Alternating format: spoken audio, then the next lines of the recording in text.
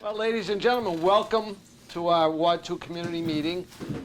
My name is Ira Novoselsky, for those of you who don't know me. I hope most of you do. And this is something that I've been talking to Lorraine and a few other folks from 376 and 382 about knowing what's going on Ocean Ave, the development, the traffic coming from the sand castles that are going to be happening in July. And I know it's important to everybody, and it's like one of the biggest complaints that I get is the magic word, traffic. So what I've done tonight is I brought together many of the developers that have built or are going to build. I brought the state police to talk about the sandcastle and traffic and what our thoughts are and how to mitigate it during that week and the weekend. So just to mention a few people, we have Lieutenant Hanley and Trooper Master Matea and Bob O'Brien from the City of Revere. He's our Director of Economic Development. And behind me, we have the crew of all the developers, and I fell over the tripod. These are all our developers, or most of them anyway, Bob, right? All the Ocean Avenue developers. There you go. Everybody that's dealing with Ocean Ave. Now, I don't want to really get into a shouting match. If you want to ask a question, that's fine. They're going to give you the best answer they can. But ask a question that we know that they can answer without being controversial. Just listen to them, hear them out, and we'll do the best we can. Now, we know that the buildings down the end of the street, 674, 660, 650 are already built. I believe they're 100% rented, close to it. And then we're going to be building at the DCR lot. Once the DCR maintenance shop moves to across the street, where they're building a new maintenance lot, the new beach office, the maintenance office, and above they're having a new restroom facility to make things, because the only two restrooms we have on the beach is Shirley Ave and Oak Island. So now there's one in the middle. People don't have to walk as far. If you folks go sit in the grass or sit on the sand, you have a closer place to go without coming back to your unit. So after the DCR lot, we have 650. And then next to that is the commuter parking lot. The one that has about 250 units, parking spaces. Then next to that is the big unit they're building now by Redgate. And you'll hear from them for a few minutes. And then next to that is the Marquee Bridge. And then next to that, in the open lot that has now been cleared out for parking, is going to be the hotel. And you will hear from the developer of the hotel, who'll give you hopefully the name of the hotel if it's finalized. And we'll talk about traffic, what we're going to do with sandcastles. So first of all, dear Lieutenant has to move on. And we're going to call on him to just give you an idea of what we're going to do with the traffic for the main week of Sandcastle. And there's nobody here from the Revere Beach Partnership yet that I know of, but it's something that you guys want to hear about. And I think it's important to all of you to do that. So I'm going to have the Lieutenant come on board, give you what the proposal is, the meetings that we have gone to at the barracks over the last 2 months. And I think it's going to be very interesting and try and rectify and mitigate as much as we can with what we have. Lieutenant Hanley. So thank you for having me. I'm all set. TV. Oh, yeah, it's for us. Oh, do I? Oh, sorry. Thanks for having me. So the weekend of the, thanks Marie. The weekend of the Sandcastles, it starts the 26th, goes to the 28th. And of course, the sand gets dropped off for Friday, the 19th of July. So I know it's been, in the last couple of years, it's been atrocious, the traffic. So we've come up with a couple of new plans. Hopefully we're going to implement them and finalize them, and we'll have them out to everybody. We're going to have traffic posts on the adjoining roads. Shirley Ave, Beach will be closed to get down. We're going to have Revere Street only exiting off of Ocean. Nobody can come in down Revere Street from North Shore Road. And then we'll have troopers in Revere PD on traffic posts, hopefully waving traffic through to mitigate some of the traffic. There's nothing we can do. The event's, become huge. It's kind of a national event now. So we'll see what we can do. Hopefully this traffic plan alleviates some of the traffic. People are going to be put out, so I think you're going to have to put up with some, that week leading up to it too, some tough traffic situations. Apologize, we're going to try to do our best. If you have any complaints or anything, you can call the barracks. I'll try to get back to you as soon as I can. Ira's office always calls me, and we'll see what we can do as far as handling everything. As far as Ocean Ave during the summer with all the construction, we had a meeting today as far as the events that are coming. We have a movie shoot at the end of June that's going to shut down the boulevard for a couple of days, from 5 in the morning to 6 at night. So Ocean Ave will be a lot heavier that week and the week of the sandcastles. So if you have any ideas, I'm willing to listen. We'll hopefully have the traffic plan finalized within the next month, hopefully by the end of June. Lieutenant Hanley, I just want to understand what you said for the Sandcastles event. Ocean Ave is going to be only northbound from No, Elliott Circle? Ocean Ave will be both ways. Just when you But get, you can only get in from Elliott you Circle? won't be able to get, yes, you won't be able to get in from Revere Street, and you won't be able to get in from Shirley or Beach, so the only way you'll be able to get in is from Elliott, yes. Okay. We haven't determined the times we're going to shut it down. Hopefully, last year the city of Revere was a total gridlock, and it really affected, thank God, some emergency, didn't really, a fire or ambulance, and we Yeah, you should couldn't live get to here. it. We're so. literally trapped in our Oh, yeah, buildings. yeah, we know, so hopefully these ideas will mitigate all that and, we'll, ease it as much as we can. People are gonna be put out though, so you're gonna have to put up with some aggravation for that week. The event's gotten that big, when it started, there was 4 or 5 sandcastles, now there's 18, and, sculptures from all over the world. And, it's advertised all over the state and all over New England, so. Is it possible Ocean Ave could be closed down totally for the event, for that event? If it gets as bad as it was last year, we were thinking about shutting it down. We have to keep it open for emergency vehicles anyway. well, obviously, So, right. and then, if we have to, if it becomes, that's an option we'll look at, shutting And it for down. residents to get in and out? Yeah, but unfortunately, everybody says they live here, so, everybody that weekend lives on Ocean Ave, We'll have a helicopter come back. yeah. So we'll see what we can do. So if you have any ideas or something you want to get to Ira or the mayor's office. Yeah, but, by the time if you talk about speeding up traffic, you have a trooper or a Revere officer looking at everybody's license. What about You know. people though that I don't think we're gonna get to that point where we're shutting down Ocean Ave. Hopefully it stays open. in this building? Yeah, That's what I'm yeah, wondering. and then we also have all the vendors that have to get there, the workers that have to get there, for the sandcastles and everything. So if it becomes a nightmare, we'll see what we can do. Right now, the plan is not to shut it down. I have to say, I love the weekend, and I think you guys do a great job. Thank you, So, thank you, again, thank you, really do. thank you. I go away. I wish I could too. Any complaints after it, I'll be away for 2 weeks, so. Any other comments? Lieutenant? I have my Trooper Kyle Massamate is here, if you have any other questions for him. He's a Revere guy, I live on the boulevard, I feel your pain. so, yeah, he feels his pain. All righty? Thanks for having me, thank you. Thanks, Lieutenant. So basically, when anybody's coming down here with Ocean Ave being one-way northbound, you're actually going to be in a loop. So if you're coming from the north, people that want to get onto the Ocean Ave, you have to go to Beach Street and come back down to get back into your driveway. Okay, that goes for all the buildings on Ocean Ave, from Beach Street down to Revere Street. Revere Street will be 3 lanes going out at North Shore Road.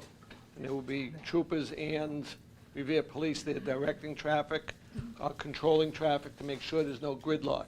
We know that's the biggest thing that we go through is the gridlock. People are trying to beat the light.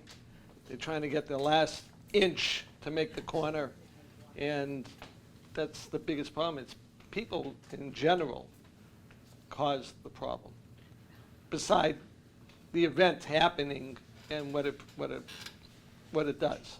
So, with that, I think we got all our developers down here that we want? Okay, cool. So these are our folks that we put together. I'm going to bring Bob O'Brien on, Director of Economic Development in the city, works for the mayor, and he's going to introduce our developers, and we're going to give you a little sight of what's coming to these open places and what's being built now. Okay, so Bob O'Brien. Thank you very much, Ira. Thank you. That's his wife. My brother, actually.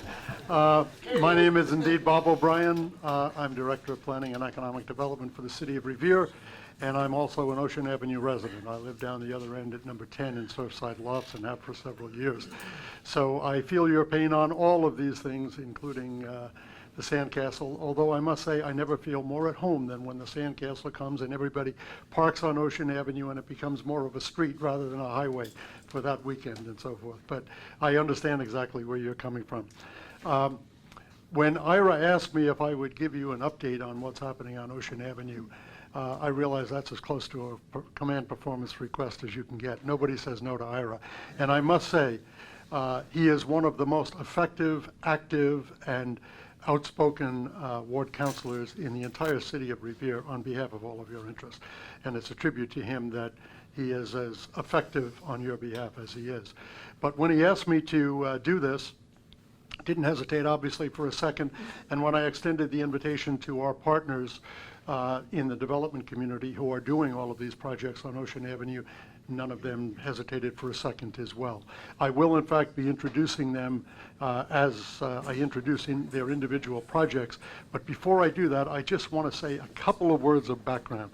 A lot of you guys have probably been here for a while when the only things on Ocean Avenue that were alive were the Carabetta buildings, Atlantic Towers and Ocean Point, and then 300 Ocean came in, and then Surfside Lofts. But other than that, we had vacant lots and parking lots for as far as the eye can see. And now there is a lot of activity on Ocean Avenue.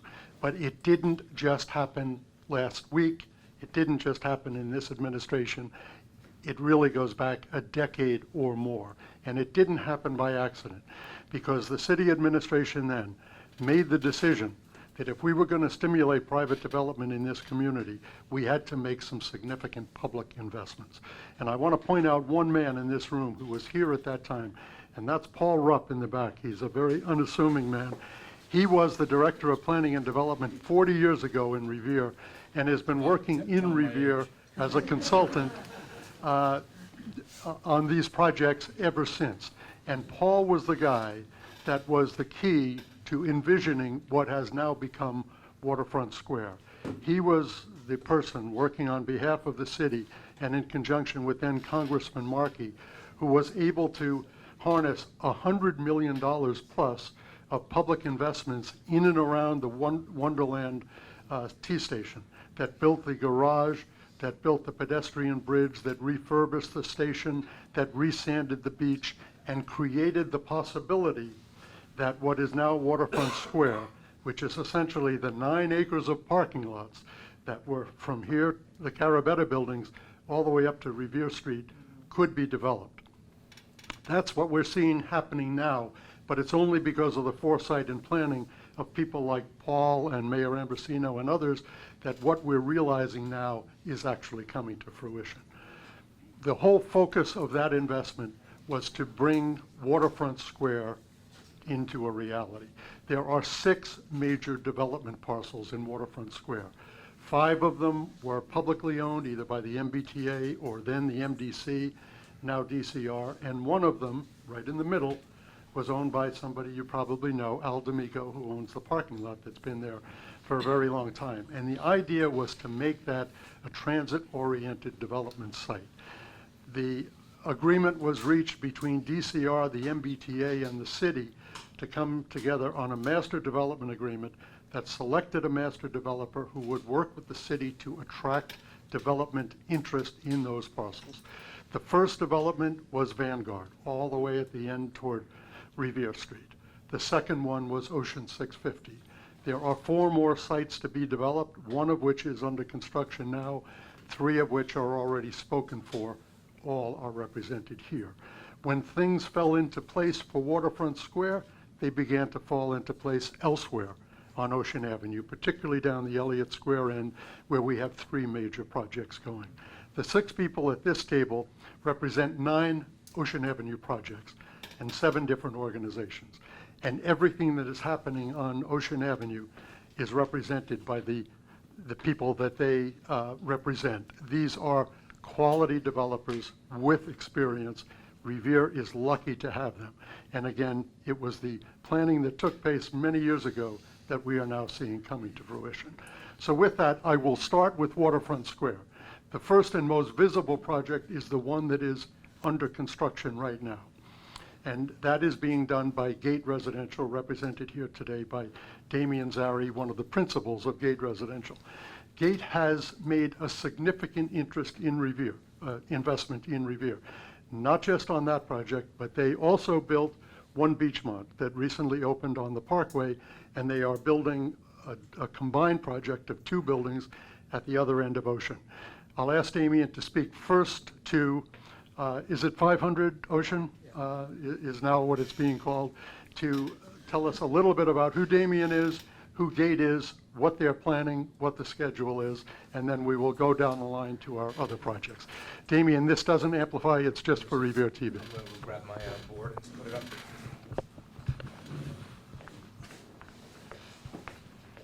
It's actually behind you, Bob.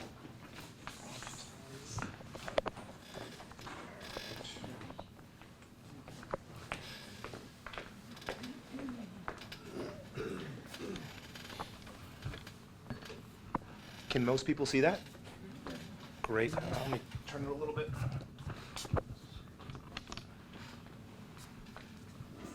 Hi, good evening, everyone. My name is Damian Zari. I'm with Gate Residential. We're a Boston-based development firm. We started about 10 years ago.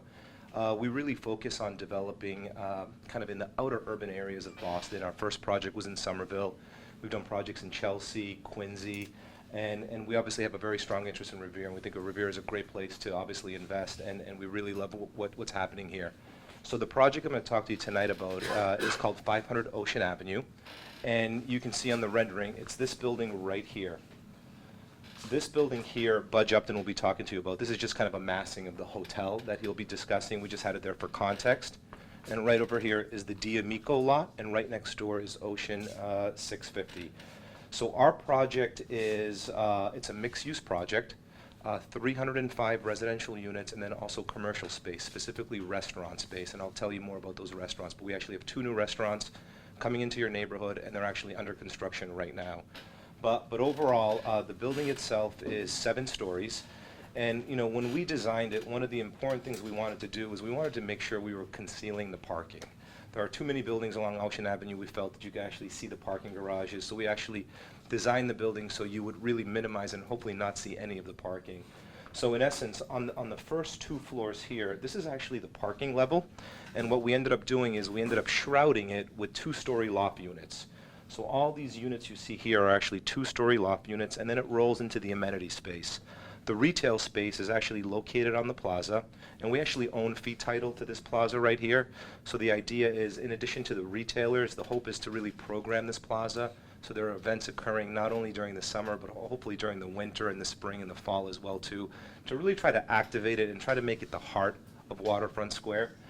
In terms of the restaurants, the first restaurant is about a 5,000 square foot kind of American creative restaurant. The restaurateur investors actually own a number of restaurants in downtown Boston. They're investors in those. And so what you're going to see is more of a Boston style concept coming to Revere. It's going to be kind of an American creative concept.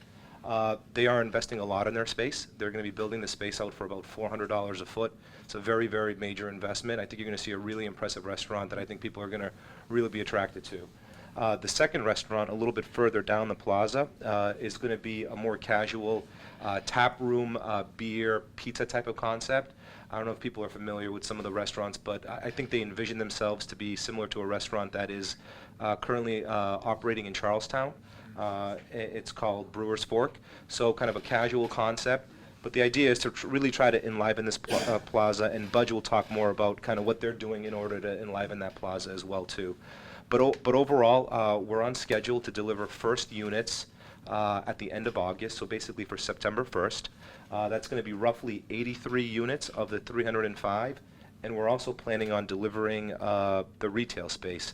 With the mayor's help, we've decided that we're going to try to push the retail space to deliver a little bit earlier. We can't guarantee it. We're not building it out. The retailer himself is building it out. But the hope is to have those restaurants open, or at least one of those restaurants open for Sandcastles. So there's actually a place there. It's not guaranteed. We're working really hard. They got their permit. They're actually currently constructing. So they're a very, they know what they're doing. So they've been very efficient in terms of getting things done. And we really hope they can hopefully open up by Sandcastles.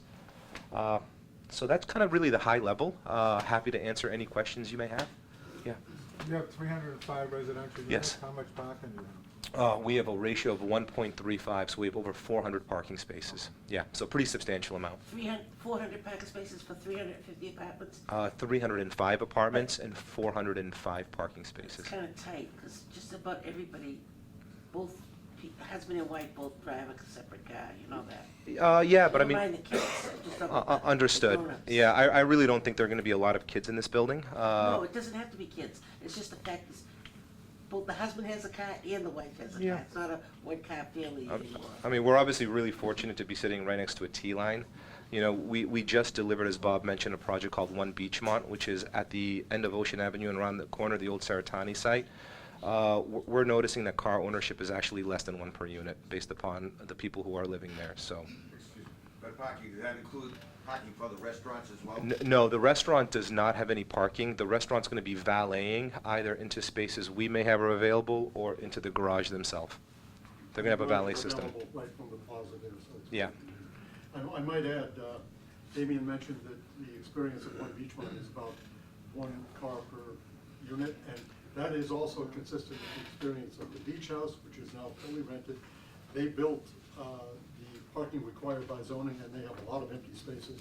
Ocean 650 is now fully rented and fully occupied, and they're going about 1 car per unit. Yeah. So people, especially if they're living on the blue line, which is why they are coming there in the first place, really aren't using as many cars as we use. In this building, I think everybody has 2 cars. In this building, maybe. Condominiums are different. Yeah, could be different, yeah. Okay? Okay, thank you, Bob. May I ask you a question? Speaking of, I understand you are building, everybody builds around apartment houses. Does anybody build condominiums? you want to go? Yeah, absolutely. I mean, Excuse me, can you repeat the question? oh, sure, of course. So the question was that we're building rental housing versus condominiums, and why aren't people building condominiums? And I think that's a complex question. Specifically, we don't develop condominiums. I only develop multifamily housing. We're long-term owners typically in our projects. It's a long-term investment for us, so we don't do any condominiums. I think you are seeing other people do condominiums. They're typically of smaller scale. I think doing a 305-unit condominium project would be pretty ambitious in terms of delivering it. It's also a little bit more difficult to finance condominium projects as well too. But there definitely are people doing condominiums, but maybe just not of this scale in this area. Are you involved in the other second building going up with citizens? No, that's actually a hotel. And that second building, we used to own that land, and we sold it to a very reputable hotel developer called XSS. Was there ever any discussion about putting pedestrian overpass there? Over, across to where the On supermarket Winthrop Ave, is. on Winthrop Ave. no, there was, Where the new crosswalk is. yeah, well, there's It's no. really the parkway. Yeah, that is the DCR Parkway. No, there were never any discussions related to an overpass. There was a lot of work done by DCR to try to study that area. It's obviously a challenged area in many ways, and hopefully with additional development at HYM, that's going to be in Suffolk Downs, they may be relooking at that area as well, I too. just believe there were accidents way back. I bet. Well, there were last year. 2 children died there. It is a DCR roadway. How many multi-bedrooms I would are there? imagine that's- 305 apartments. I'm sorry, how many Multi-bedroom apartments. multi-bedrooms? I don't know the number offhand, but I can give you a rough idea of the unit mix. Close. It's roughly 10% studios. It's going to be roughly 60% one-bedrooms, and that includes some one-den product. The balance of that will be 2 bedrooms, so, roughly 25%, and we do have a stack of 3-bedroom units as well, too. 5 3-bedroom units. Now you're talking 3 cars or 4 cars. There's 5, there's only 5 of those units. There's only 5 of those units, but as an overall average, you're going to see people in the studios actually not have cars, and including the 1-bedrooms. Not everybody drives. The demographic that's going to be renting here, not everybody drives. We do have some other projects to get through, and perhaps we can have some of those questions at the end since they pertain to all of them. I will say with regard to the condominiums, that it was a long time coming to Revere to have financing for condominiums. With the exception of a condominium project on Washington Street, the last condominium built in Revere is the one I live in. That was in 2006. And now the condominium financing is coming north from Boston into East Boston, and it's just now coming into Revere. But it's been almost impossible to get a condominium project of any size financed up until this date. But that is changing, and we are encouraging that change. Speaking of the mayor, I believe the mayor has come in. I think he's taking a phone call there. I also noticed that Councilor Rizzo is here with us today, Dan Rizzo. Dan, nice to have you with us. Since the mayor is out taking a phone call, I'll introduce him when he comes back. The next project that I want to talk about is the next project going into construction at Waterfront Square. It is on the other side of the pedestrian bridge from Damien's project. It is being developed by the Marriott Hotel Group, Lixie Hotel Group, actually, out of Montreal. The project manager is Budge Upton, who is with us. Budge was also the project manager on Ocean 650, so he can give you a quick background on Ocean 650 as well. I've known Budge for a very long time. This was the man who built TD Garden. He built the new American wing on the Museum of Art. He's built arenas and stadiums around the country, was involved in the convention center, a very, very accomplished project manager and developer, and we're lucky to have him here, and I think Ocean 650 is a tribute to what he's done in the past. Budge can tell us what's going on with the hotel, as well as the experience with Ocean 650. Budge Upton? Thank you, Bob. I think I should get Bob to talk to my wife about all the accolades. Put me in better stead. I don't have a big board like Damien, but I'm going to pass out 2 things. Just sort of, hand it off to your neighbor. I hope that there's enough to go around. There may not be.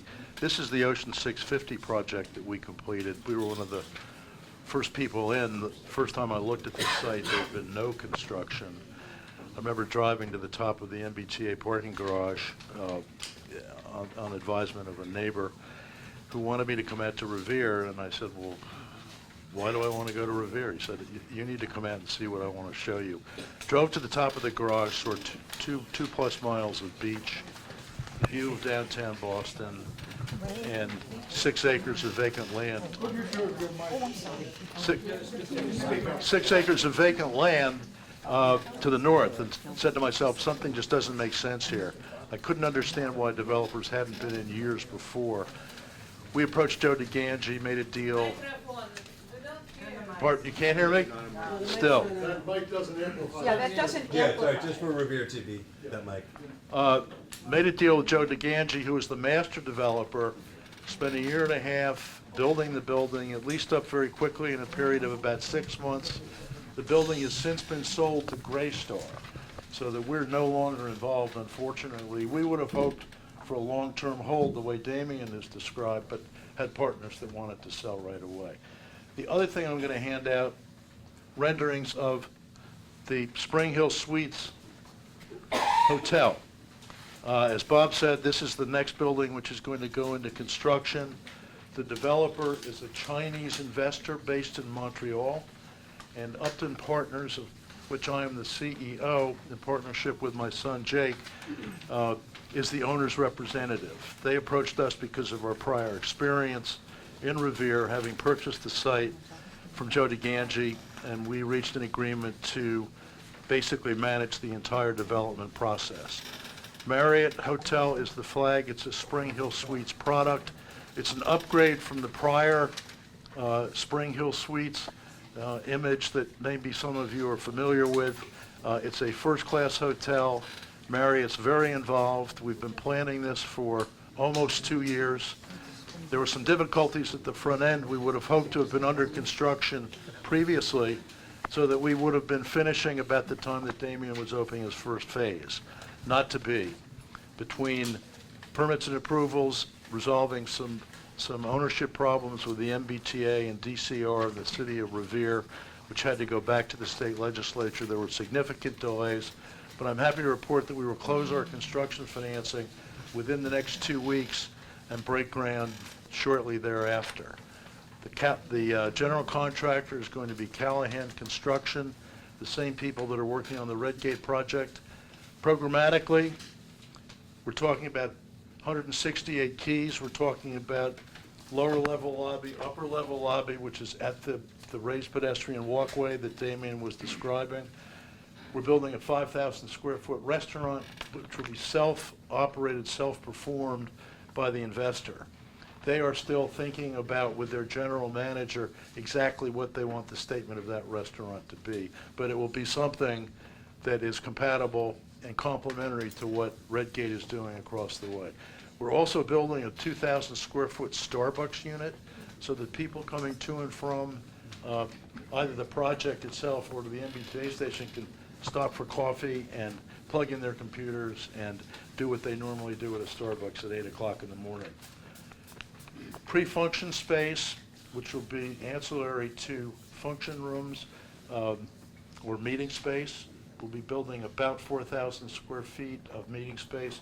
The pre-function area will open onto an open plaza at the rear of the building, which will front on the elevated walkway and face the Redgate project. So we got conference space, restaurants, Starbucks. That's basically it. Swimming pool, exercise, all the normal hotel amenities.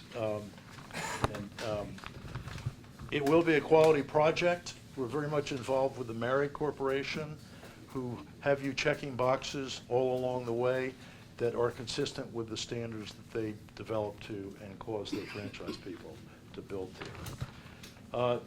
In a nutshell, that's it. I think the duration of construction is going to be somewhere in the range of 20 months. We'd like to accelerate that if we possibly can. That's the big picture, and if you've got questions, I'm happy to take them at this time. Who do you think your clientele will be? Is it mostly going to be people just coming in for overnight stay at the airport? Is it people visiting for business in Boston? Is it people at a destination place? Exactly who are your clientele going to be? I think it's all of the above. It's also intended to be a family-oriented facility, which will be active in the summertime or during the summer months. But it's airport, it's maybe spillover from the Encore Hotel or the gambling facility over in Everett, people who would like to be on the beach. It's a combination. Pardon me? Are you going to offer shuttle buses to the Encore? I believe they're planning to do that. I'm more involved on the design and construction side and less involved in the operations. But yeah, I'm sure they're probably going to do that. There's one more question. Has Marriott signed on to this hotel, or are they just a potential hotel management company? No, the hotel's going to be managed by Lixie. They own 22 hotel properties.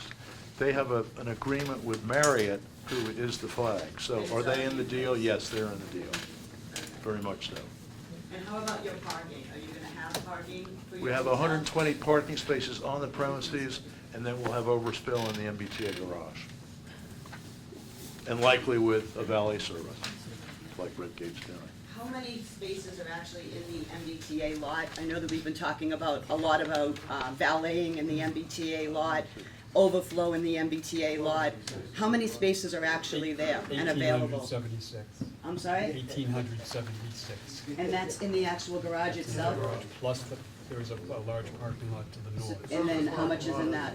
I'm not sure, several hundred at least, maybe as much as 500. Is that also managed by the MBTA? Yes. Okay. Okay, before we move on to the next project, I believe I saw the mayor here earlier. Somebody go, Ira, go grab the mayor. The next project we're going to talk about as soon as the mayor comes in and perhaps says a few words is actually the first project that was built in Waterfront Square. That's the Vanguard project. That project has since been purchased by another owner and manager, represented here today by Reed Joseph, and they are going through a very extensive rehabilitation right now to really correct a number of problems that existed in that property. I will ask Reed Joseph, who has a lot of background in both development and management, to speak to what you're doing, what your schedule is, what the ultimate product will be, et cetera. Reed? Thank you. I brought a board, didn't know how big the room was going to be, so I might just hold this up if that's, pictures are kind of small. So 3 main things. I mean, our building at the northern edge of Waterfront Square was the first one built out there. You guys may have seen the orange colors in the top right of this as you've been driving by. They no longer exist. So we went around, fixed a lot of the exterior of the building, as well as repainted it. So now, if you notice when you're driving by, or don't notice it, that was one thing we did. 2, we just recently launched our new brand. So we are no longer Vanguard, although there's still a sign above the awning for hopefully not too much longer. We are the Elliott on the ocean. So our new logo up here, that will be rebranded on the awning. And then lastly, as many of you may know, there hasn't really been any ground floor presence, no lobby, and less interacting with the public, more for the internal residents. But we've gone through, and should be another 6 weeks now, doing a whole redo, adding a ground floor lobby, new leasing presence, so it really activate the ground floor, which to date has been just the parking garage with no real entryway. So more inviting entrance, more glass on the ground floor with leasing, as well as you get up the building, reworking the common areas. What's the address, Moses? What address? What are you talking about? Address?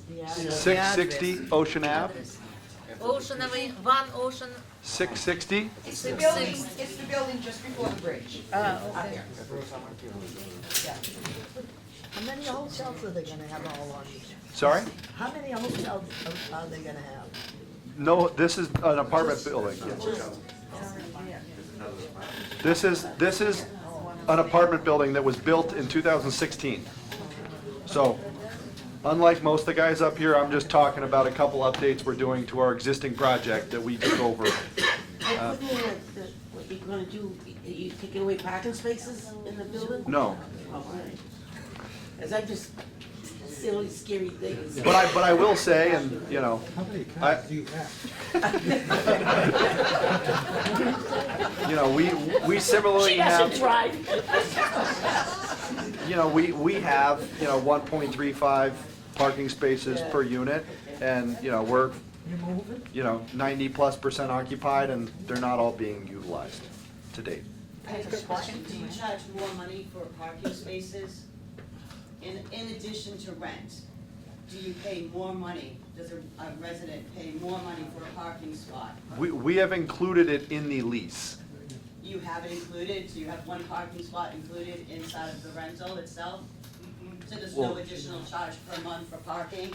We've included it in the lease, so they are available to them, but it is all rolled into the lease, so we're not doing separate parking, licenses. Okay, because I know that on all the other developments down at the beach, they have a separate fee for parking every month, which means that Let me they just clarify really that. don't, Yeah. Let me just they're not clarify. utilizing it because nobody wants to pay it. No, let me clarify that, please. The Vanguard was the first building. Every building in Waterfront Square has gotten a little better, and people have learned the lessons from the previous buildings, including more active first floor space. But one of the lessons that we learned from Vanguard was that parking cannot be charged separately from the rent. Because we had a serious problem with people who opted out of paying for parking and were parking on Ocean Avenue, which I'm sure you guys know better than anybody. Yes, we When, do. when Reed came to us with the plan to rehabilitate the building, the agreement was that they would change that practice that had predated Reed's company to now include it in the rent. So now every building on Ocean Avenue has parking included in the rent. And if anybody asks for a variance, they are not allowed to rent to anyone that has a car if they exceed the approved amount of parking. So there will be no impact on on-street parking involving other Ocean Avenue neighbors, including all of you. I have one quick question. If I go and I rent the apartment, right, at one bedroom for $3,000 a month, and then I Probably say, not that okay, high, I but have a yeah. car, and I get free parking with that $3,000 a month, or is my rent now $3,500 a month? No, parking is included in the lease. Okay, and so That- now this is gonna be across the board with all of these Yes, developers? it always has been. This was the only exception, and we fixed that when Reed and his company got Now, are involved. we gonna fix it with the other ones? It's already fixed. 550 and everybody They're, else? they already have that as a requirement. All right, because I didn't think they did, because I looked No. at one of them and they told me parking was extra. No, they all do because it's all part of the conditions for their permitting approval, and particularly if they have any ZBA approvals, that is an explicit requirement in the ZBA approval. Yes, sir. I live in C60 for a year and a half, and I pay for my parking extra for a year and a half. 660? Yes. This, Yes. yes, it used to be that until the new leases kicked in. Am I right, Reed? If you were there a year and a half, one of the original residents, you would have been there under the original arrangement. That has now changed for new leases. Okay? The next project I want to move on to is the one that has been virtually fully permitted. They'll be going later this month to the Revere Beach Design Review Board for their final approval, and it is the redevelopment of Al D'Amico's lot. I just want to emphasize how important this was. Of the 6 lots there, 5 of them were publicly owned and were governed by the Master Development Agreement. It didn't cover this particular privately owned property. So we were very glad when Al worked with a developer who was prepared to do a project compatible with all of the rest of the Waterfront Square project. It's a tribute to Al as well as to the developers, and we very much appreciate it. So this will now read as a complete integrated project rather than one building that is out of context with the others. This is David Jankowitz, who represents Belfonte Companies. They are a major development company out of Connecticut who very much liked what they saw in Revere and came forward with the plan he's going to show you now. David? Thanks, Bob. Thanks, I appreciate you having me. Good evening, folks. I'm not sure if you can see this. I'll just hold it up to make sure everyone can get a good look at it. That's a rendering of the building that is intending to be built. That's what was permitted. Where, exactly where? This is, let me give you a sense of where that is, okay? This, I'm not sure if you can see it, 646 is the green line in the middle, 650 is to our right, and 500 is to our left. We're right in the middle. That's the commuter lot. It's Al D'Amico's commuter lot right now. Right here? Right here. Okay, Right thank here. you, that's. It's next to the building that you just heard about. No, I got it, I know which one it is.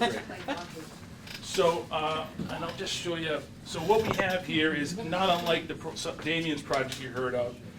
You have quite an inviting streetscape here. You have the parking completely hidden from view, so you don't have to look at the parking. And you have inside this space here, you have all the amenity space, which looks a little something like that.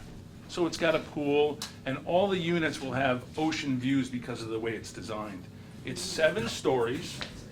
It's 5 stories over the 2 stories of parking, and the amenity space again is in this courtyard area. Exciting also that there's going to be a restaurant here and some retail space. We don't have a restaurant. We're a little behind Damien's project. We don't have a restaurant yet or a retailer, but we're looking for something to service the needs of the neighborhood. Perhaps a convenience store, coffee, bakery, something like that. And the restaurant is still up in the air. To answer, this is 209 units. with 242 parking spaces. And we have a condition of our permitting that the parking is in the lease. So there will not be any additional rent for parking. And in addition, we're going to have 2 zip car spaces. We're going to have on-site bike parking here. It's going to be targeted primarily toward commuter-oriented, subway-oriented riders. I lost my papers here. We have, the mix is 106 studios, 62 one-bedrooms, and 41 two-bedrooms. So 80% of our total units are either studios or one-bedrooms. So it's a little bit smaller in concept. And we think that particularly targets some of the younger folks who will be subway-oriented commuters. We have, our leases are going to prohibit any subletting of the spaces. And as Bob said, if you come in and we've leased up all 242 parking spaces, we will not be leasing those units to people with cars. Each car that people come with will be registered to their unit, so you can't register someone else's car to your unit. The whole idea here is to keep cars off Ocean Avenue, because that was one of the concerns. It was designed specifically with that in mind, okay? And again, you have this very inviting streetscape to invite some activity on the first level. So that's the project on sort of at a high level, and I'm happy to answer any questions you might have. Are these pet friendly, all these places? They're all both I'm not certain, but I can try to answer that question. What was the question? Well, I'm sorry, whether it's pet friendly. Ah, okay. Yes, ma'am. How close are you gonna be to, the actual Wonderland station? You know, the road that kind of goes to nowhere right now where the MBTA people park? We're sort of diagonally, on this plan, again, we're the green lot here, and that's Wonderland here where my thumb is, so it's relatively close. Okay. And just to answer a question that had come up earlier, we did a study. We had our consultant count all of the spaces in the Wonderland garage during the morning, during the afternoon, during the evening, and late at night. And without exception, and particularly at night when the parking demand is the greatest for these spaces, there was a tremendous surplus of spaces in the over 500 spaces. So there's a lot of overfull parking in that garage, particularly at night. I understand what you're saying. There's a question. Yes, sir. But since they closed down that parking lot near the bridge, I live in this building here, I can see from the top floor, the garage itself now is totally full, right to the top level, all day. Right. So, I mean, there really is very little parking in that garage during the daytime. So, Our where are counts- these other cars gonna park, really? Well, our counts indicate that there was still a surplus even during the day, during the highest commuter times. I'm happy to share the study with you. This is what I'm seeing right now. Yeah. Right to the top level, it's wall-to-wall cars. Yeah. Right now, Ocean Ave is a parking lot itself. Right. With all the construction cars going on, this cars will not be done. There's no one being ticketed for a long, long time. How long is that gonna continue? I have some gentlemen here you might want to talk to.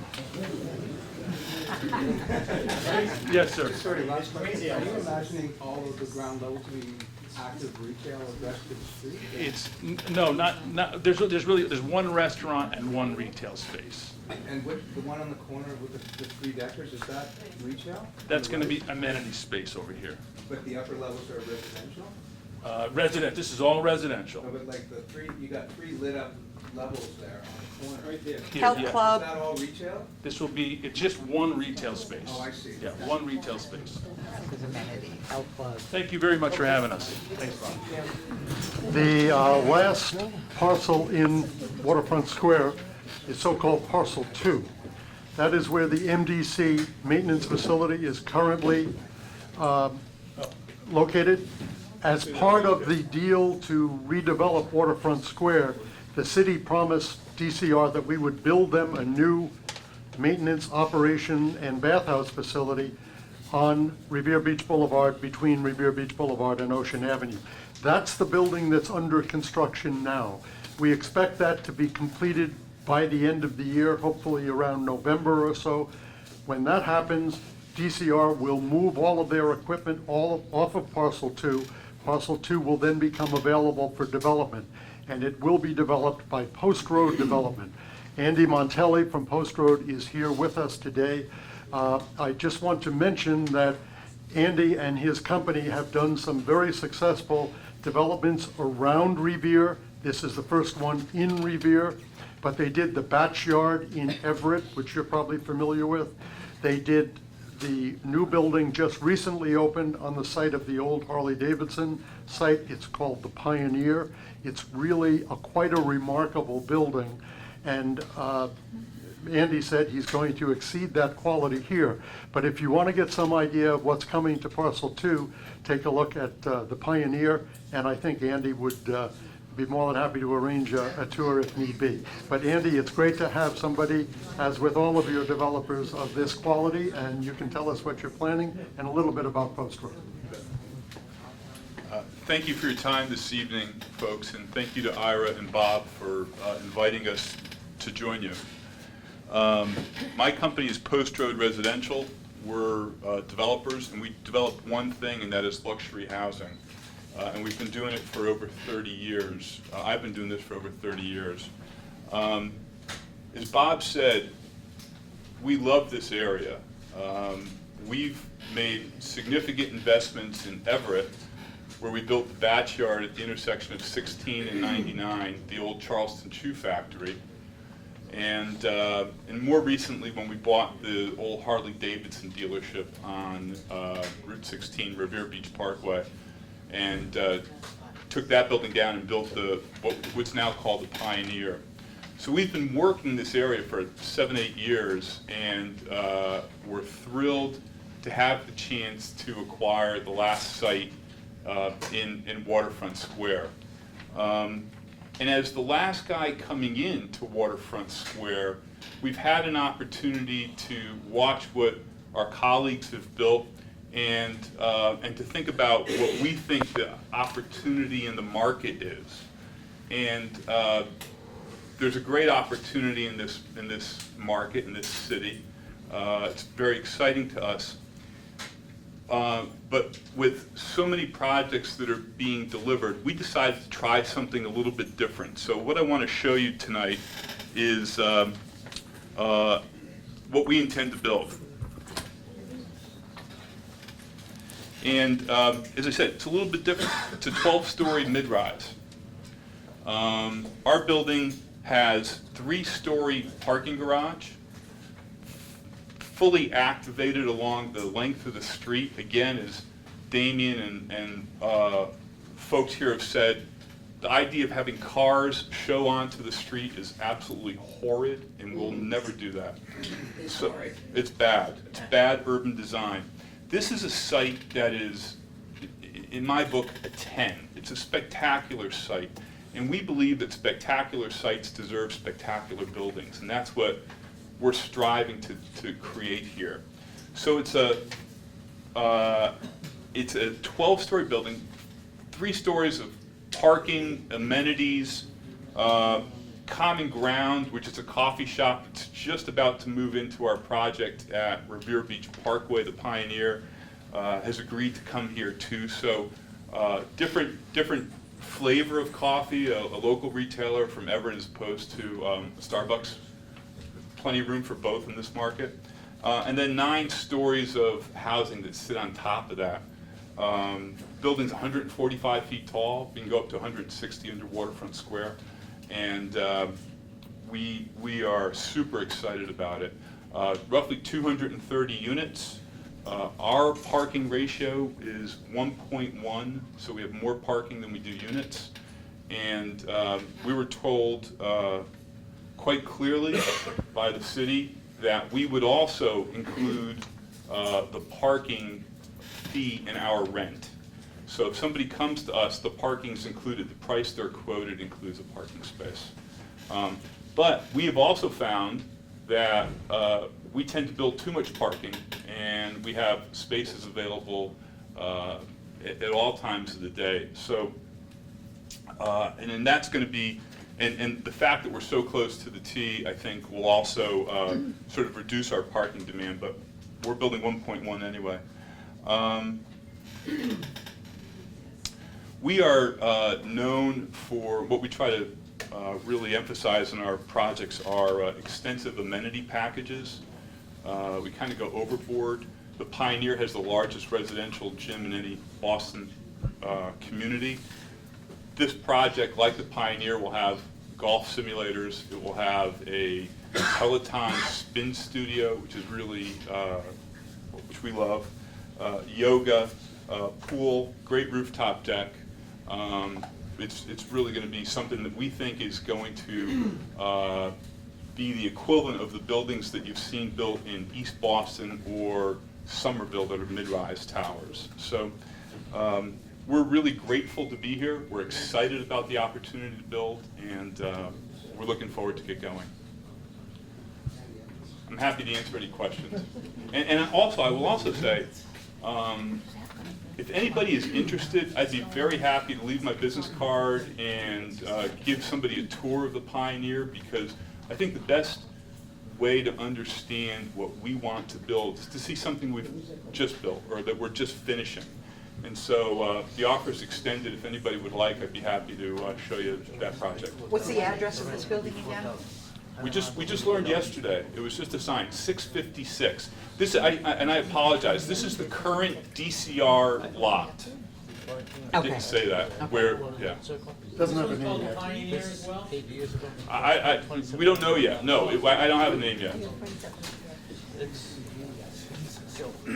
Thank you, Andy. Yes, sir. We've also been joined by Councilor Zambudo. Where was Tony? In the back there. Thank you, Councilor. Hey, everybody. Sorry I'm late. As I said earlier, the redevelopment of Waterfront Square has also unleashed the potential, the development potential of other vacant properties on Ocean Avenue, down my end of the street, for example.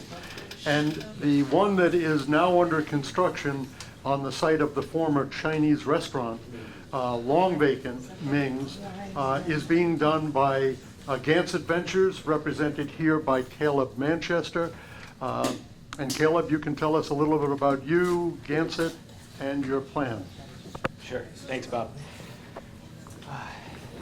We're both last and least in this sense. You're not last. Sorry. Damien is But last. we have one of the smaller projects represented tonight. Here, my partner, Oleg Uritsky, he's CEO of Helge Capital. I am Caleb Manchester. I am president of Gansett Ventures. Been developing real estate in and around Boston for 10 years. Can't afford a big enough printer for everybody to see, so apologies, but I'll leave that behind for you. Oleg and I have had our eye on doing a project in Revere for a long time. We recently had the opportunity to acquire this property at 90 Ocean. The project was approved for 75 apartment units. The project does not have any retail, unlike some of our colleagues here, but we're really excited about the projects they have going on. Did you say 75 units? Correct. Okay. 90 Ocean? 90. We're down at the south end of the beach. Yeah, so, yeah, they're on this side, right after the circle, near the road. Right behind the Garfield School. Right.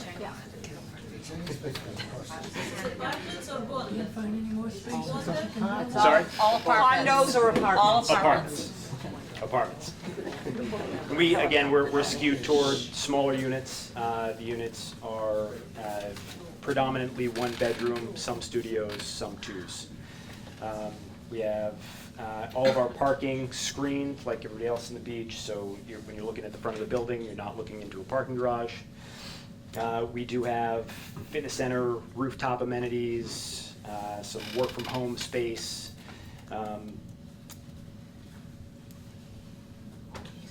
That's about what we got. I guess that's enough. You also have the lot across the street? We don't, that's the last one. That's who's next. That's coming I up. thought that was the same. Oh, I'm sorry.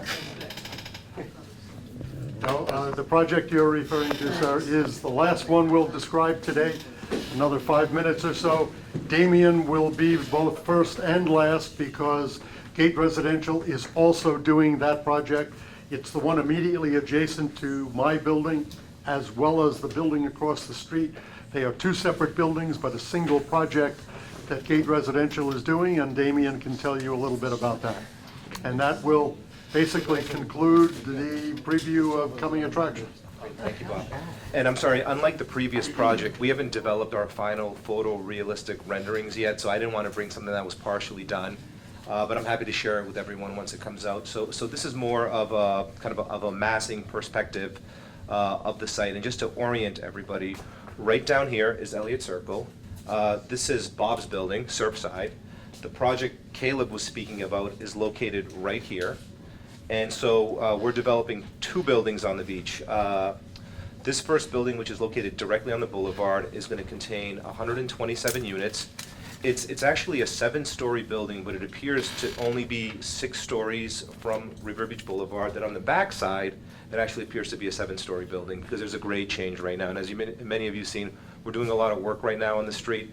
Majority of it is related to the replacement of an old MWRA water line, and there have been some issues that we've been trying to figure out to get through with the contractors, but that's been the big push.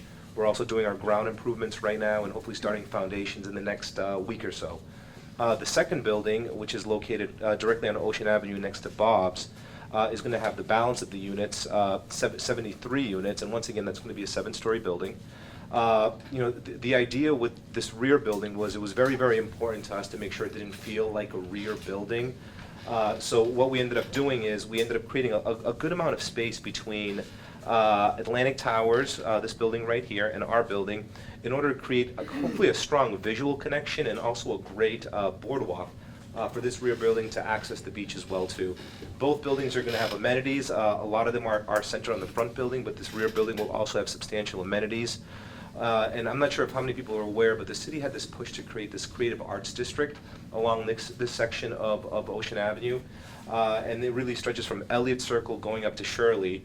And so when we designed this building, and I'm sorry it's not represented here, just because we don't have the renderings, but we really took that to heart.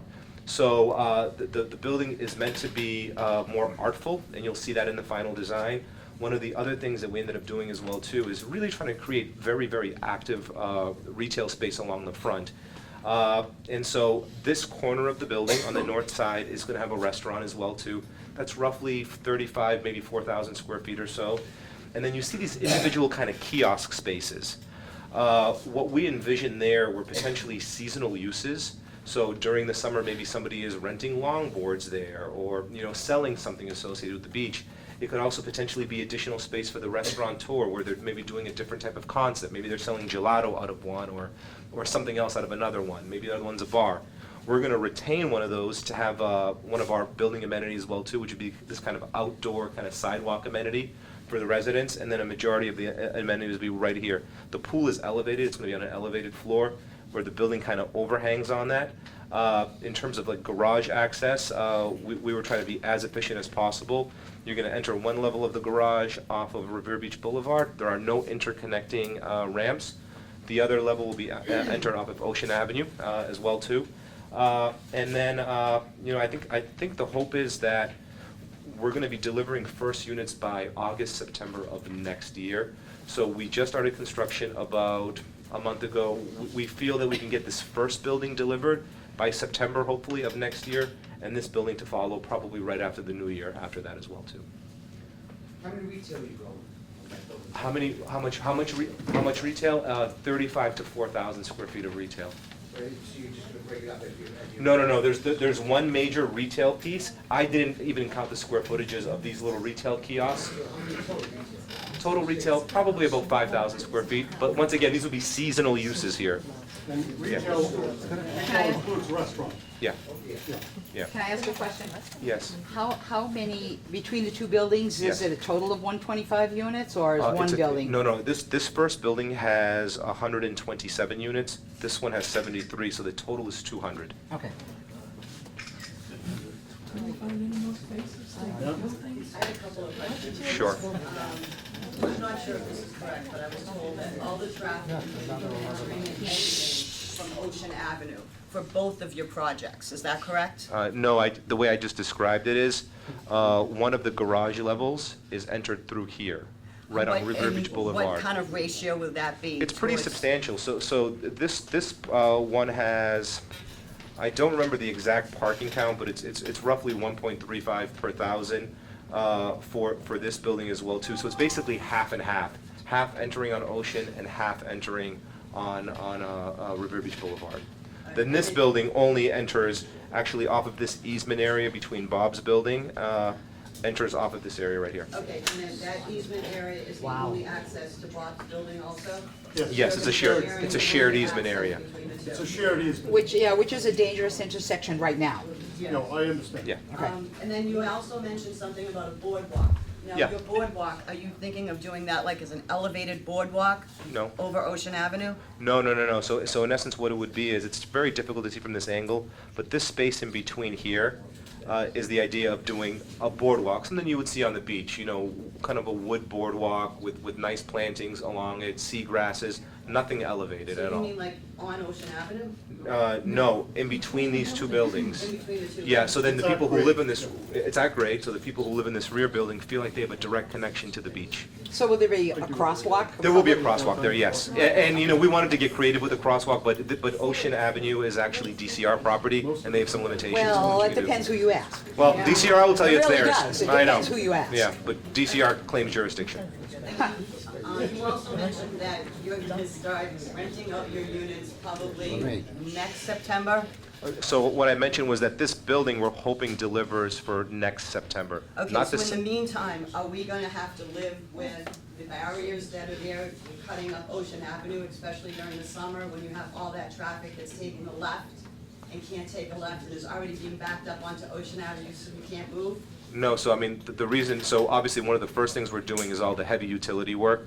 So the first thing we decided to do is replace a water main on that. So hopefully all the major road work that you see happening right now will be completed in the next few weeks. Okay. So you shouldn't see any more cuts. The barriers are gonna be gone and we'll be back to the 2 lanes on either side of Ocean Avenue? There will be some barriers retaining. They're gonna get pulled back, but there will be some barriers remaining. As if you probably haven't seen, or maybe don't even realize, there was no sidewalk or no sidewalk space on that side of Ocean Avenue, and there needed to be logistical space in order to try to help stage the building. So there is a traffic management plan that was submitted to the city. I'm happy to send it to you, so you can take a look at it. Please, we can chat afterwards. I'd be happy to do it. Yeah. Also, I had one question. The gentleman before, he had said that there's no retail inside of your building. Correct. How come? Shouldn't there be retail on the beach? I mean, is that something that the city should kind of like want? You're welcome to answer. We acquired the site as it's permitted now, so we weren't involved in the planning stages. So unfortunately, we kind of have what we have at this point. We like seeing retail on the beach. Unfortunately, we don't have it in our building.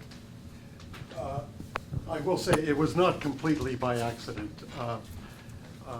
Coincidentally, I live there, okay? But because of the heavy traffic on Ocean Avenue, there is very little foot traffic on Ocean Avenue, particularly on that side of the street.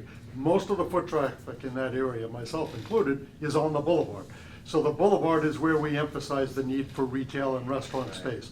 We also didn't want to have, for example, somebody had suggested the possibility of a Starbucks.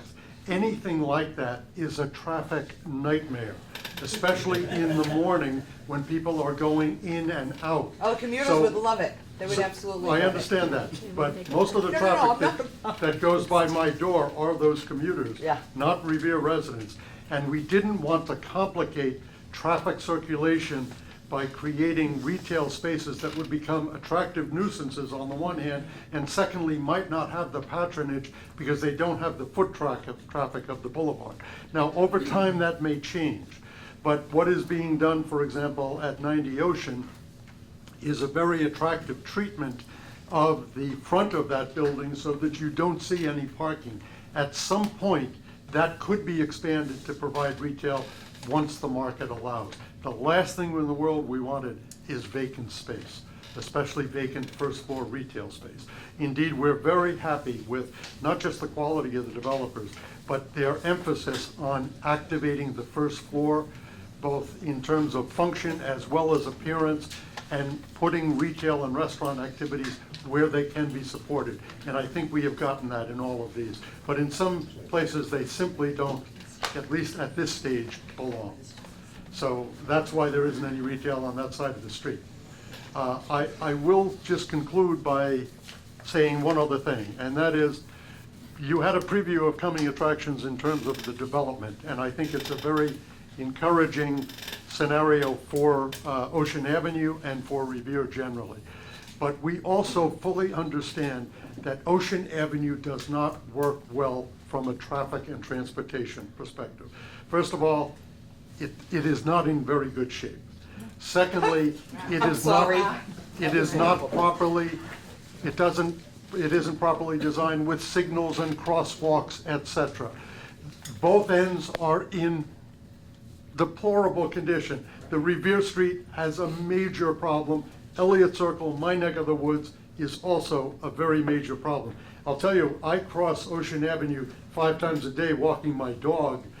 I actually like it with one lane in each direction. I realize there are issues in terms of turning in, and that's going to be corrected. But for me, crossing Ocean Avenue at Elliott Circle is like crossing the highway. And it is actually calmed the traffic somewhat. At least I know where to look for it. And what we have commissioned, so you know, is the city commissioned a waterfront traffic study that has looked at all of our waterfront roadways. Revere Beach Boulevard, Ocean Avenue, North Shore Road, how they all operate. Now, you know that Revere owns very few of those roadways. They're either owned by DCR or DOT. So we have come up with a series of recommendations based upon traffic flows and counts that we have made to DCR and DOT to make some changes. They are, and some of them will be significant improvements to the existing situation. They will also improve the appearance of Ocean Avenue. And we want to work with DCR to improve not only the appearance and function of their roadways, but also to enhance the green space as well. So we're working collaboratively with them, but we understand that the development is not the end of this story. We need to solve the transportation and traffic problems on Ocean Avenue and the Boulevard. And our recommendations coming out of these studies include all of those roadways. They deal with parking issues, loading issues, the possibility of managed parking in certain respects, but we expect to get out of this an Ocean Avenue that is not only safe, but is something that we can all be proud of, and really an attractive place to live that will complement these developments and vice versa. That is still a work in progress, but I can assure you by the time the development is done, we will be well down that road, in no small part because of the contributions, professional contributions that these people have made to that planning process.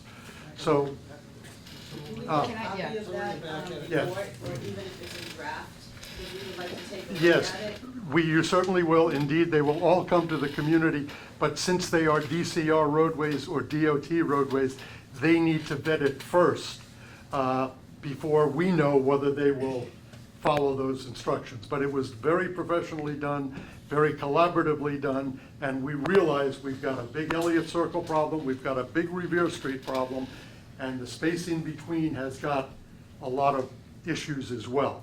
So some of them include reducing the number of lanes. For example, we have probably 2 lanes northbound, maybe 1 lane southbound. There are a variety of things that can be done to return the street sort of to a city use.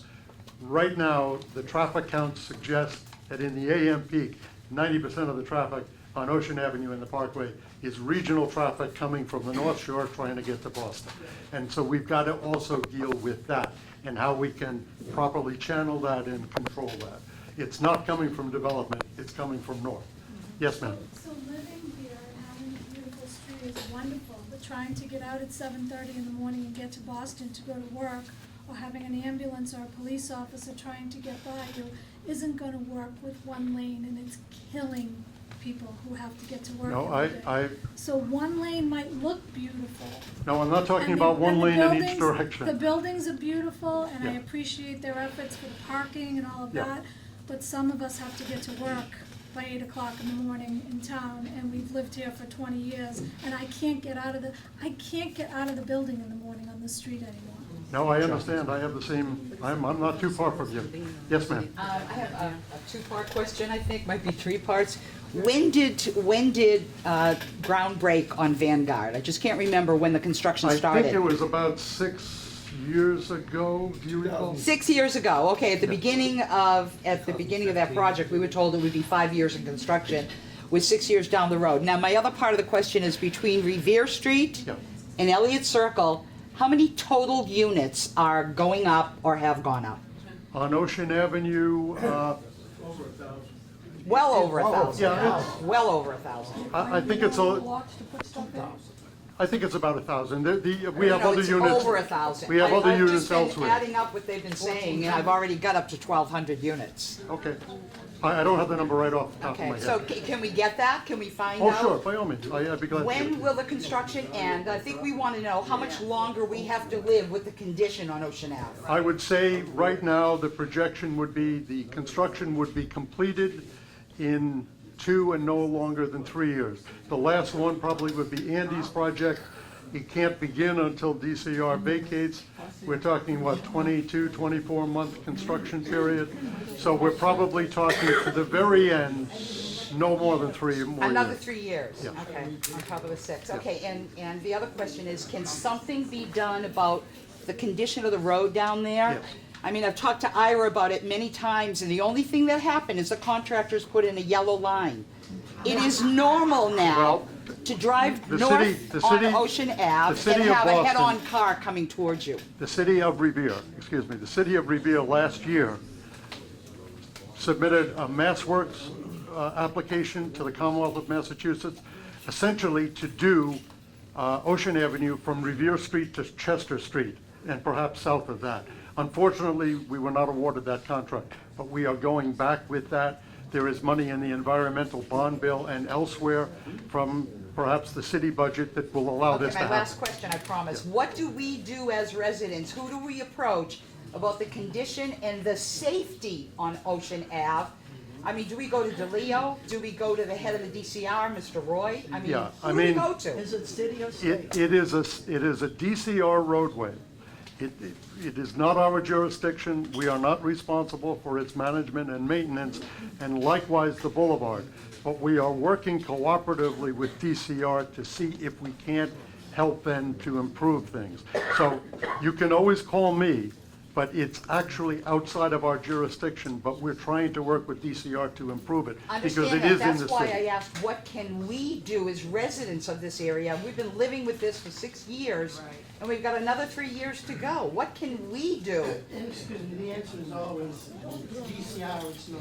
Well, I mean, the fact of the matter is, it's DCR, but we are not washing our hands of responsibility. We are trying to work with DCR. The MassWorks application that we submitted last year would have paved the DCR roadway. So, I mean, we're not being too I know. concerned with jurisdiction, but it is out of our jurisdiction. We can't do it unilaterally without their Well, review you know, and you're approval. telling us basically you're helpless. Well, We're not helpless. we're even more helpless. We're not helpless, but we're not in Can you get our control of that. pedestrian stanchions back on Ocean Ave again? That's part of the plan to improve Ocean Avenue generally. Well, There would these be- are the ones, you know, these are the ones DCR took away this winter Oh. for plowing. They put them on Revere Beach Boulevard instead of Ocean I'll Ave. give you my card, give me a call, I I'll will, get that definitely. done. Are they gonna fix the streets all? Yes, ma'am. Yeah, I have 2 questions. Entertain me on both. I'll give them both to you at once, so you have it. I'm a in and out Blue Line user, all Yep. right? And It's a great line. yeah, it's a great line. It's gonna get a heck of a lot worse. I wanna know from you and from all the people up there, what you guys are doing with the MBTA to enhance the services of the Blue Line, as you're now promoting 1,200 people who you are marketing Yes, to commuters. yes. These are your commuters, you're not parking, you just got through telling my resident over there, no parking, you know, less than 1 per unit or whatever. What are you guys doing that's going to improve the service of the Blue Line, because there's only so many trains and so often they run? Well, That's there are 2 things that we can do and are working to do. There is, in fact, a lot of capacity on the Blue Line. There are certain choke points like Maverick where it becomes a real problem. But generally speaking, in Revere, we do have capacity. But beyond that, we know we're going to need more capacity, not just as we get Waterfront Square completed, but as Suffolk Downs is developed, et cetera. There are two things that we're working with MBTA on. One is improved signalization. Now, that is a significant cost, but improved headways would greatly increase the throughput and therefore the capacity of the MBTA. That's number one. The second thing is they now keep 2 train sets in reserve. We want to get at least one of those train sets back in active service. They're kept in reserve in case of an emergency, a repair requirement or whatever. At least one of those can be put back into service and would increase the frequency of service from 6 minutes to 4 minutes. That's a big increase in capacity. So we are working with them. Again, Yeah, I we- traveled the Blue Line, Yeah. and I think you have a little bit of a rosier picture you're painting there, Well, because day in, day out, I travel it, I don't know if you do. I've been traveling the Blue Line for 40 years. Yeah. And I still think it's the best line in the city. I And don't- I I still, can't argue with you on that I one. wouldn't think of going into Boston any other way. So I believe me, I do travel it regularly. Well, oh, wait a minute, I had a second question Okay, there, yeah. and I don't share your view on that, because, Okay. okay, I really don't, Ira. The other question is, everything looks fantastic, I think, you know, you guys are doing great, I think we have to develop them. But I have not heard anything about affordable housing. The city is built on, it's the America's first public beach, working class, immigrant. Anybody has, you know, eyes open, reads paper, watch the news, we know what's happening with housing, we know what's happening with pricing. Now reading about how lenders are out there providing loans to people to pay their rent, we know where that's gonna go. I see nothing to help support the existing people in the city, in this housing market here that you're developing.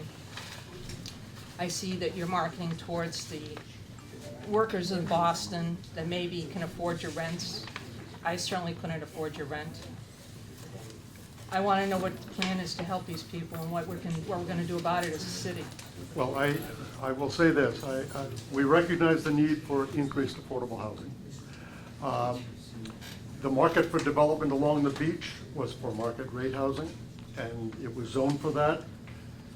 The city council and the city generally wanted that, and that's what has been developed thus far. We understand that the secondary effect of that is to start increasing the rents of existing families, as it has happened elsewhere. It hasn't happened big time yet here, but you will see significant initiatives for new affordable housing development, the details of which I can't tell you at the moment, but we realize it's a priority. It has come up as a priority in the master planning process.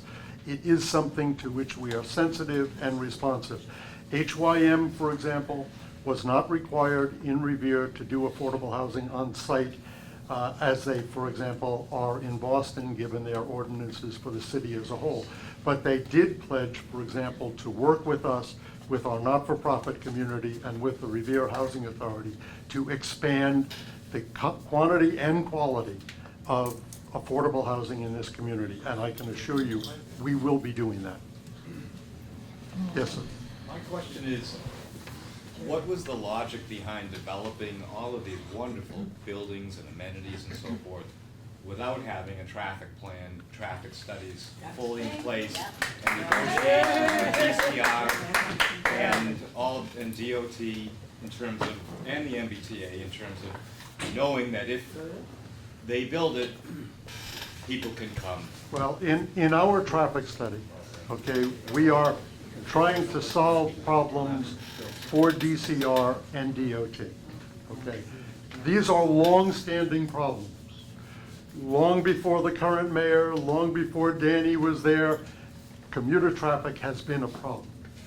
From my perspective, you have to say to yourself, are we going to surrender the economic development future of Revere to regional traffic problems over which we have limited control?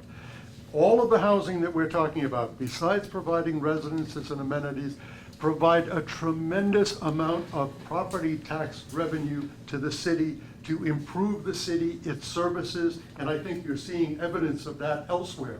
If we wait For DCR and DOT to solve their traffic problems, it's coming at our development and property expense. What we have to do is get into the game and try to help them to solve the problems, the burdens of which are on us. 90% of the traffic coming through here in the morning has nothing to do with Revere. But what are we gonna say? We're not gonna develop our community until they figure it out? If that's the case, we'll never develop our Yeah, but it community. has a ton to do with our safety, Bob. It really I does. agree, I agree. Believe me, I It's live a on, daily challenge trying to cross this street. I live on, I can guarantee you, it's no better at that end No, than no, it is no, up it here. is. It is better at that end because the construction slows down the I'm cars. talking about my end. Yeah, at your end, the construction slows them down, but when they see this clear stretch of Ocean Ave, they hit the gas. I We can realize. stand on our balconies and watch it hour after Our hour. traffic study has addressed those issues, and it will soon be discussed more widely as soon as we get some feedback from DCR. Well, we need some safety measures. I agree, I agree. And, yes, ma'am.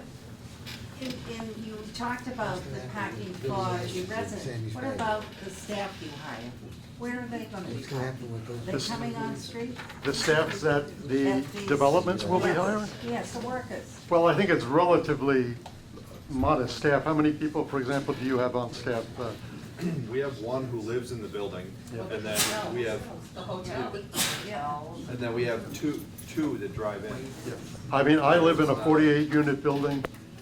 We have no staff. You're gonna have a hotel, you're gonna have restaurants, they have staff. They do, but for example, the hotel is literally 20 yards from the parking garage, and they have space in their own garage that they may not use for that purpose. But the Do you have you all the factored time. in staff parking budget at this point?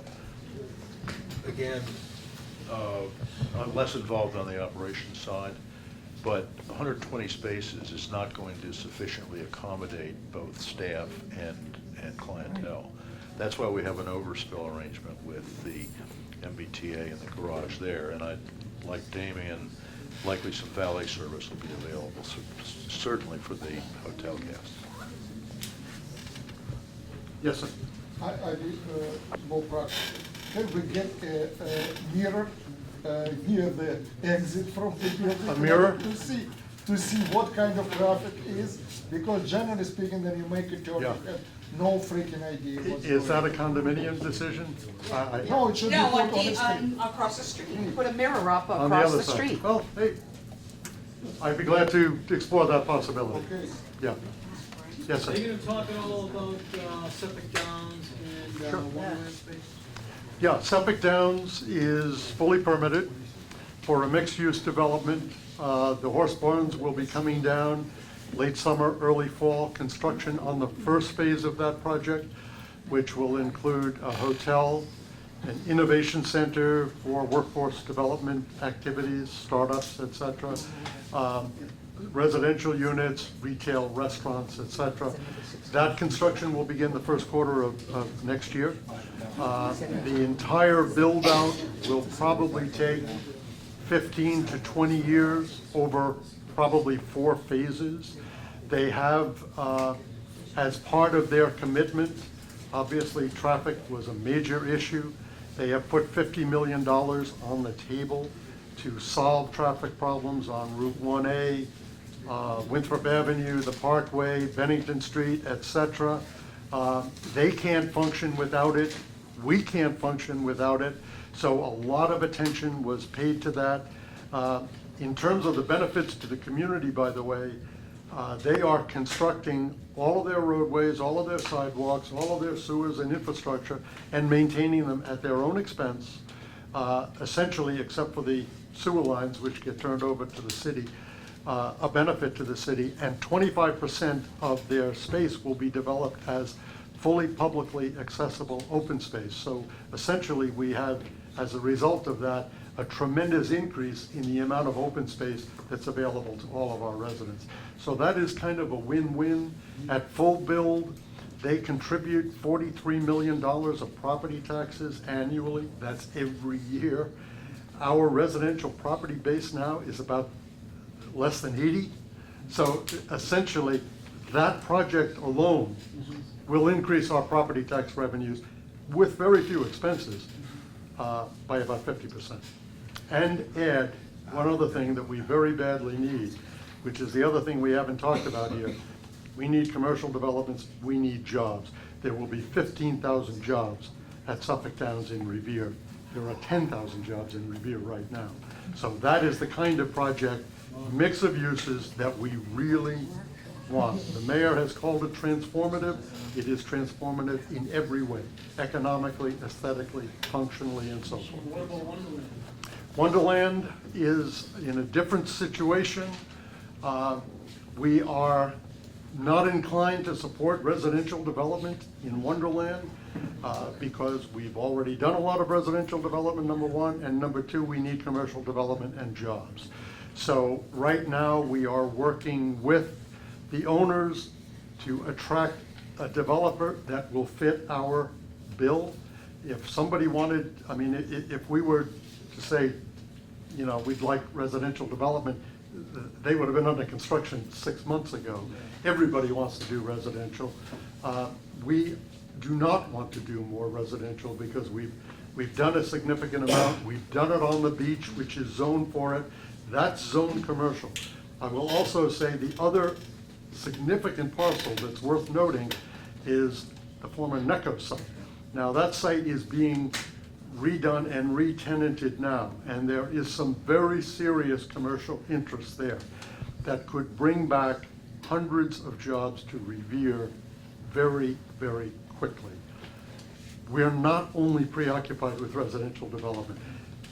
A higher priority is really commercial development, and NECO is the sleeper. It's Suffolk Downs Wonderland that everybody looks at. NECO is a good possibility. We rezoned it with them to allow for, you know, 21st century uses. They are starting to come. You mean like a mall kind of thing? No, not a mall. Can I just More, yes, sir. You mentioned Starbucks several times. I didn't mention it once, but I think Damien When you mentioned it. guys put the Dunkin' Donuts in Can I just, one more question, Bob? Yeah, that's an old battle. I much prefer Dunkin' Donuts. Yes, ma'am. Infrastructure over there, has anything to do with the apartments that will be going on Revere Street where the Cove was? I heard Yes. it's gonna, are they? There is a project going there that is being And I done think they might have low income. that's by the what I heard. TND. It is an affordable housing project. It's a workforce housing project. There are 52 units. And so we have not completely ignored affordable housing, I agree. But we're looking for other initiatives that size or larger at other locations. Also, going up Ocean Ave to Revere Street. Yeah. It'd be nice if they could put a set of lights, because you get up there and they're all coming the other way. We couldn't agree more. The problem coming down. You have to wait and people are turning around going the I other mean, way. everything from the boulevard has to exit there. Why Coming don't they put south. lights? Huh? Up the- We've They looked at a brought up number of to you. solutions. Did you I say it think wasn't you a may be small happy house? with the solutions that will emerge. Okay. Okay? Bob, I have one. He doesn't want to. Bob, I have another Yes. question for you. Can I ask you a question about North Shore Drive, North Shore Road? Yes. Which we lovingly call Route Construction 1A. Workers Boot Camp. Yeah. Is that road ever gonna be fixed? The problem with North Shore Road, and it was an intense focus of the traffic study, as you might imagine, it has different sections. I mean, there's a North Shore Road that goes right through the middle of Ira's district that, you know, is technically part of it. But for the, say from Butler Circle to the General Edwards Bridge, or whatever they call it these days, that section, there's very little that can be done to widen the cross-section. You cannot add a lane. The key to that is signal synchronization. And right now, there is none. So that you can, if you properly sequence the signals, you can increase the throughput, also allow cross-traffic, which is our traffic, the local traffic, and with some changes to the directions of some of those roadways, it should work a lot better. The critical point is North Shore Road and Revere Street. And we have some ideas as to how to address that. and we think they will work, but there is a larger solution for the Revere Street, Ocean Avenue You should Boulevard. charge a fee, because right now it's a thrill ride. No, I understand, I understand. But I'm talking about the road condition from Winthrop Ave on North Shore Road Yeah. down to Shirley Ave or Revere Street. I mean, that's been under construction for like 5 years now, and it's a Well, now, if you're terrible talking road. from Butler Circle, say, to the Parkway, that section, in no small part, because of Ira's advocacy, we were able to get $1.5 million for improvements as a result of the safe routes to school. What that has done in some response is revealed other areas that look bad by comparison. We understand that. IRA is on that case. We deal with IRA on sidewalk and roadway repairs all the time. A number of them are in that area, Dana Street, et cetera. So we're working with it. It's being, significant progress has been made. More is being made as a result of IRA's advocacy. I'm sorry, I can't see that at all. I mean, it's a patchwork quilt, that whole road. So right now, there's no plans to repave that, fix it? Let me fill you in on that. The roadway from Revere Beach Parkway, the Sunoco station, down to Shirley Ave is being reconstructed by National Grid, gas company. They did a new line, and they can almost do anything they want. We have no say on it. So now, because of their lockout, it delayed their construction. Now, they say there's another 2 months' worth of work to connect the homes with the new main that was put in on that portion of North Shore Road. When you drive it, you see that strip that they dug out, okay? And yes, it's terrible. We complain to National Grid on a regular basis. We get them at the council meeting, we complain to them, nothing. So, but what I'm told by them is, as soon as they finish the homes and connecting the homes, they will be repaving those sections, but they'll only be repaving from the curb out to the center line that they cut. I've asked them to do the whole roadway, and they're balking at it. You know, we're talking to the speaker, try and get some Why help from wouldn't him. that have been built into their contract to do this work? I mean. Only halfway, because the Department of Public Utilities only requires them to do a patch over what they've done. They don't have to do the whole roadway. So again, what can we as citizens who have to deal with this almost every day, what can we do? The governor, The governor? yes. And Department, DeLeo, the Speaker of the House as well? yes, This is his neighborhood. yes. So Okay, you heard it, folks. That's the story, and Speak up. And I don't mind, he doesn't mind taking the calls and making the phone calls for us. He's doing it on a regular basis, and I've been complaining on a regular basis, but National Grid, they're holding their own. Do they have permits with the city? Yes, but we can't deny them. Well, the only thing we were able to insist upon is that for any roadway that has been paved within the past 5 years, they have to fully repave it. That's the best we can do with them. I mean, despite Ira's advocacy and our advocacy, it's easier said than done. And then they have a crisis like what's going on up north, and all of a sudden, all bets are off, you know.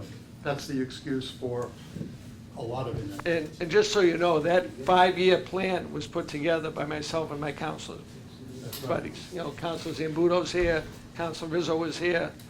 Everybody in that council supported that 5-year plan. And we make them redo the whole road if they have to cut that strip again. And I think, it should be clear that public utilities are governed by a different body. We don't have really any say over public utilities. It's the Department of Public Utilities, so we're restricted as how much pressure we can put on them. We'd love to make them pave the whole North Shore Road. I appreciate all the pressure you're putting on them, but obviously it's not enough. Well, no, they're still in construction. Like Ira said, they ran into that problem, and so it delayed the thing a long period of time. But it will be paved to somewhat satisfaction. We wish we could get the whole road paved, but the pave that will be done will be adequate. There's no question about it. And they are getting better. Right. It's a big platform. Right. So, we're coming to the end. A couple things I have one question. I know, not now, but maybe down the road, is there a possibility that they could build across the street on a? No. That's definitely not a go. That's a no-go. Okay. That's a Because at no-go. one I time can they assure were. you, between Speaker DeLeo and Representative Vincent, never will. Won't happen. So that amusement park, that city park is not gonna That's happen? gone. No, that's That's not gonna history. happen. Thank you, thank you. Okay, now, just another Rain, we're gonna have couple somebody else. last minute things. First of all, I want to thank the Sea-Watch condominiums for allowing us to use the room. So thank you very much. They provided the coffee, the pastry, being pastry homemade. Yeah. Okay, there you go. So I want to thank you for that, and the use of the room. This was terrific. For those of you who came today, I hope you got a nice lesson. You heard what's going on. Nothing is being hidden from you, I'm telling you. Good job, Ira. We're right up front. I just want to thank our development partners. They are a part. These people are part of our community, and they bought into that. Ira, might we do this again? Might we do this again? Down the road, yes. Yes, down the road. Yes. So to speak. I don't want to do it too close together.